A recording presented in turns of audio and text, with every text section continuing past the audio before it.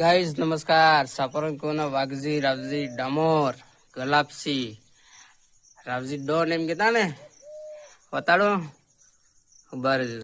Ravji Don એમ કેતા ને દેખો રાવજી ડોન ના છોકરા અમારા દાદાજી વાઘજી રાવજી ડામોર. શું નામ હે તમારે?